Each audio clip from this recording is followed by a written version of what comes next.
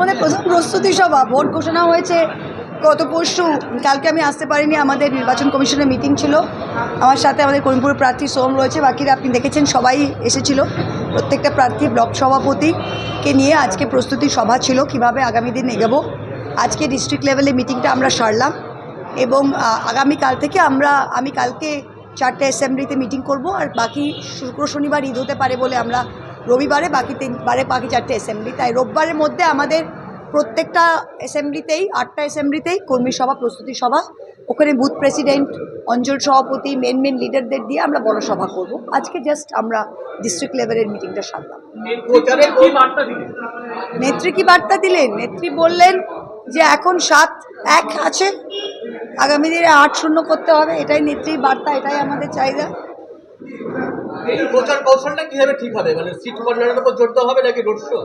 আপনারা তো জানেন যে আমাদের প্রচারের কৌশল বরাবরই এক থাকে। অর্গানাইজেশন ভোট করে, আমরা ওপর থেকে নিচ যাই না, নিচ থেকে ওপরে যাই। আমাদের যেরকম ক্যান্ডিডেট যতটা সম্ভব ডোর টু ডোর বা যেরকম আমরা ভাবে করে থাকি অর্গানাইজড ওয়েতেই। আমরা খুব বড় মিটিংয়ের কোনো দিনই পক্ষে নই। দিদিমণি অভিষেক একটা দুটো বড় মিটিং, বাট আদারওয়াইজ আমরা ক্যান্ডিডেট ভিত্তিক ভোট করতে চাই এবং যতটা সম্ভব ডোর টু ডে।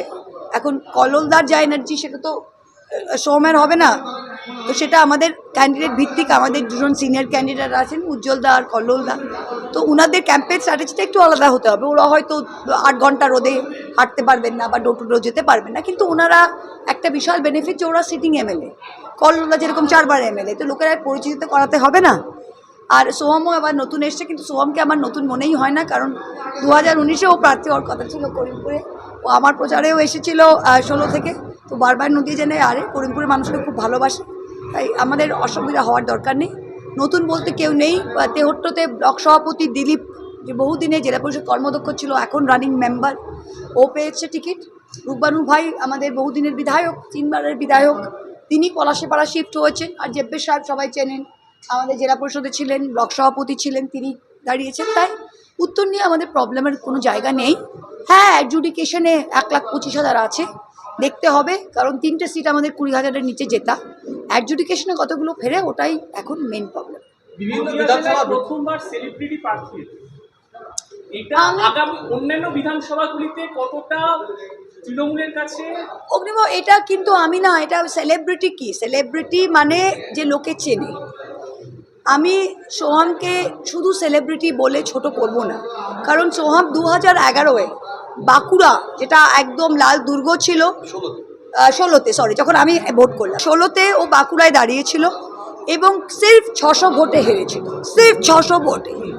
তারপর ও 21-এ পূর্ব মেদিনীপুরের চণ্ডীপাড়া থেকে ও বিধায়ক হচ্ছে। তো আমি বলবো যে 10 বছর একটা ইলেকশন হারাও কিন্তু বিশেষ অভিজ্ঞতা। 16 থেকেও ভোটের ময়দানে আছে, তাই ওকে আমি সেলিব্রিটি বলবো না, আমি বলবো ও পলিটিক্যাল এমএলএ, যাকে লোক বেশি চেনে। আমি এটা কথাটা চেঞ্জ করে দেবো, আমি বলবো যে ও এমএলএ, ও রাজনৈতিক ব্যক্তি, কিন্তু ওর খুব ভালো পরিচিতি আছে, আমি এটাই বলবো। আমি ওকে সেলিব্রিটি বলবো না, ও টাটা করে ভোট করার লোক নয়।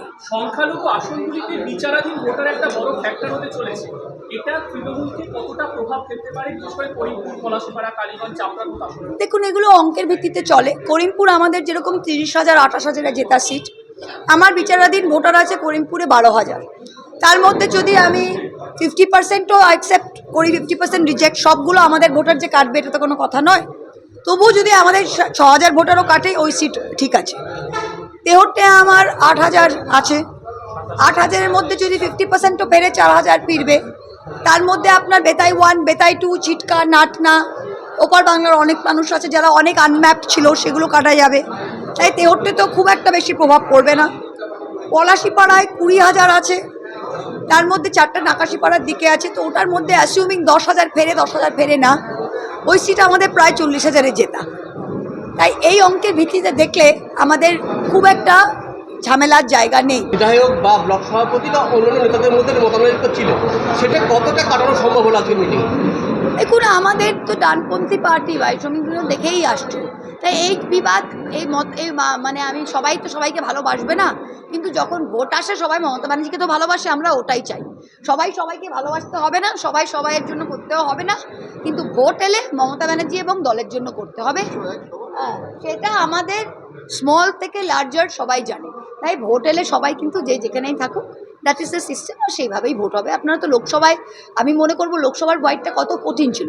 লোকে বলেছিল আমাকে জেলে পুরে দিচ্ছে, কিছু ইয়ে করছে না, হারছি, হ্যান তো যেতেও এসেছিলাম আমরা। তো সেখানে দাঁড়িয়ে আমাদের তো 7-1 অলরেডি আছে। আর এবার আমরা কৃষ্ণনগর উত্তরেও I think is a very good fighting chance. So let's see, hoping for the best. আপনাদের দেখা গেছে যে প্রতিবার নির্বাচন এলেই বিজেপি সিএ ঝুলি দেয়, কিন্তু এবার নদিয়া জেলায় দেখা গেছে মাত্র 1500 জন পেয়েছে, সেখানে আবেদনকারী প্রায় 40,000-এর বেশি। তো এইটাকে বিজেপি বারবার প্রমোট করার চেষ্টা করছে, আমরা সিএতে দিচ্ছি, কিন্তু সেটা তৃণমূলের কাছে থাকবে না, বিজেপি না, বিজেপি আসলে প্রবলেমটা কি জানেন, কোথাও না কোথায় পেটে সরস্বতী না থাকলে তো কোথাও না কোথায় আপনি ফেল করবেন। তো বিজেপির তো পেটে সরস্বতী একেবারেই নেই। তো এই সিএ কাজটা ওরা 19-এ খেললো, 18টা সিট গেল, তারপর তো নোটিফাই করলো না, বিজ্ঞপ্তি জারি করলো না, তারপর এখন বিজ্ঞপ্তি জারি করলো। এখন আসামের ভয়ে আর কোথাও করতে পারছে না, ওখানে তো সব হিন্দু কাটা গেছে। এখানে তো আপনি তো দেখছেন, সে বনগায় টনগায় আমি ছবি দেখছি, ও টাকা করার জন্য পড়ছি কাটছে, 500 টাকা দাও তোমার, এই তো তোমার সিটিজেনশিপ হয়ে গেল। তা এখানে দাঁড়িয়ে আমাদের দিকে অনেকটা নয়, কিন্তু রানাঘাট দক্ষিণে যেরকম যে আপনার ওপার বাংলার যারা রয়েছে, যারা এই দেশের এতদিন থেকে ভোট দিচ্ছে, মতুয়া যাদের বলছে সিএ করে তুমি ফিরালে কী করে। আমার যে নদিয়া জেলায় যেটা আনম্যাপড ভোটার রয়েছে, সেই আনম্যাপড ভোটারদের আপনি কি করে এই টাইমের মধ্যে কিভাবে সিএ দিয়ে ফেরাবেন, যখন আপনার ফরেনার ট্রাইব্যুনালে 6 বছর লেগে যায় একটা কেস ট্রাই করতে, সেখানে আপনি কিভাবে আনবেন। তো এটা মানুষ বুঝেও গেছে, এটা শুধু প্রচারের জন্য ওয়েট করতে হবে আমরা কিভাবে এক্সপোজ করি।